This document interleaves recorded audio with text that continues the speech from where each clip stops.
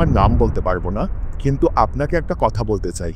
হিন্দু ধর্মে ত্রিকালদর্শী বলে একটা ধারণা আছে এবং বলা হয় কিছু ঋষিমুনি ত্রিকালদর্শী ছিলেন, কিন্তু আসলে এই ধারণাটি প্রথমে আল্লাহ তাআলার জন্য ছিল। ভগবান ঈশ্বর পরমেশ্বরের জন্য ছিল যে একমাত্র আল্লাহই ত্রিকালদর্শী। আপনি মুসলমান না অমুসলিম? অমুসলিম। আপনি কি হিন্দু? হ্যাঁ, কিন্তু সেখানে এই ব্যাপারটা ঘটেছে যে হিন্দুস্তানে যেমন দেওবন্দি এবং বেরেলভি মতবাদও ছিল, তাহলে এটা কি ঠিক নয় যে বেরেলভি মতবাদ ত্রিকালদর্শীর ধারণাটি হুজুর আকরাম সাল্লাল্লাহু আলাইহি ওয়াসাল্লামের জন্য গ্রহণ করে, একই রকম যে তিনি বর্তমান, অতীত, ভবিষ্যৎ তিনটেই জানেন? অথচ এই ধারণাটা ঠিক একই জিনিস যা হিন্দু সুফিরা বলতেন।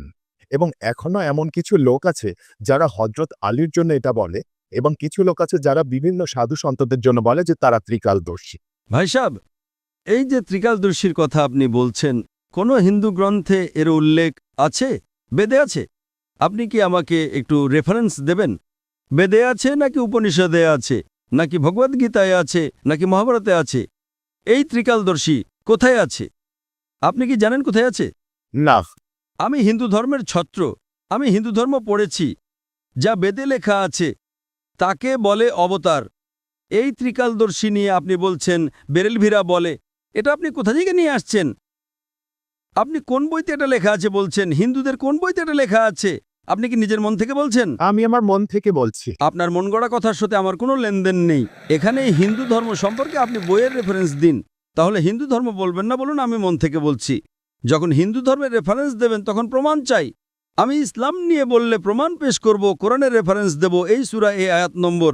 হাদিস পেশ করলে কোন হাদিস থেকে সেটাও বলবো। আপনি আপনার মন থেকে কথা বলছেন। হতে পারে আপনি এমন কোনো হিন্দু বইতে পড়েছেন যার কোনো মূল্য নেই। আমার কথা শুনুন, হিন্দু ধর্মগ্রন্থের মধ্যে সবচেয়ে উঁচু গ্রন্থ হলো বেদ। বেদে কি লেখা আছে? বেদে লেখা নেই। উপনিষদে লেখা আছে? লেখা নেই। কেন হিন্দু বলছেন? আমি এটা বলতে চাইছি যে এই যে ধারণাটা আমরা নিচ্ছি, আমরা নিচ্ছি না, ধারণাটাই জানি না কোত্থেকে আপনি নিচ্ছেন। আমরা বলি না যে মোহাম্মদ সাল্লাল্লাহু বর্তমান, অতীত, ভবিষ্যৎ জানেন। এটা আপনি বলেন, আমি বলি না। মুহাম্মদ সাল্লাল্লাহু আলাইহি ওয়াসাল্লাম পৃথিবীর শ্রেষ্ঠ মানুষ, সর্বশ্রেষ্ঠ। তার কাছে ততটুকু ইলমে গায়েব ছিল যতটুকু আল্লাহ তাআলা বলেছেন। তিনি অনেক অতীত, বর্তমান, ভবিষ্যতের কথা জানতেন, কিন্তু সবটা নয়। আল্লাহ তাকে যতটুকু জানিয়েছেন তার কাছে ঠিক ততটুকু ইলমে গায়েব ছিল। আমি আসলে দুটোর তুলনা করছিলাম যে প্লিজ আপনি প্রথমে রেফারেন্স দিন, তারপর তুলনা করুন। আপনি রেফারেন্স না দিয়ে এমন কথা বলছেন, আপনি শুধু বিভ্রান্ত করছেন। আপনি বুঝলেন তো?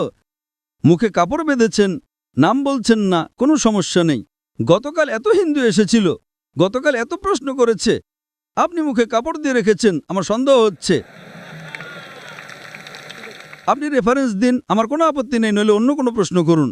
আমার দ্বিতীয় প্রশ্ন হলো, যেমন নাস্তিক শব্দটি আছে, এখন ইসলামে কাফের শব্দটি আছে, তো এই দুটো শব্দ কি একই? ভাইসা প্রশ্ন করেছেন যে নাস্তিক এবং কাফিরের অর্থ কি এক? না, এক নয়। নাস্তিক মানে যে খোদা বা ঈশ্বরকে মানে না, সে বলে তার অস্তিত্বই নেই, অ্যাথিস্ট।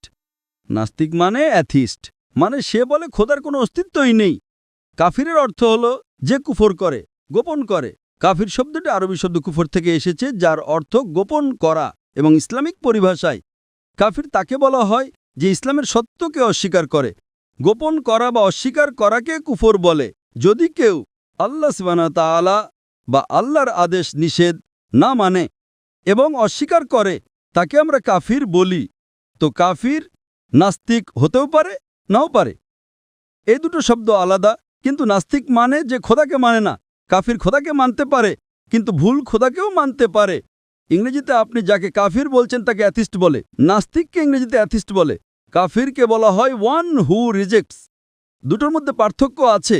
হতে পারে কখনো নাস্তিক আর কাফির এক হয়ে যায়, নাস্তিক কাফির হতে পারে, কাফির নাস্তিক হতে পারে। দুটোর অর্থ আলাদা।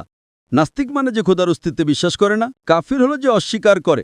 হতে পারে একজন মানুষ খোদাকে মানে কিন্তু সঠিক খোদাকে মানে না, সেও কাফির হতে পারে। তাই কাফির মানেই যে নাস্তিক হতে হবে এমন জরুরি নয়, হতেও পারে, নাও পারে। আশা করি উত্তরটা পেয়েছেন।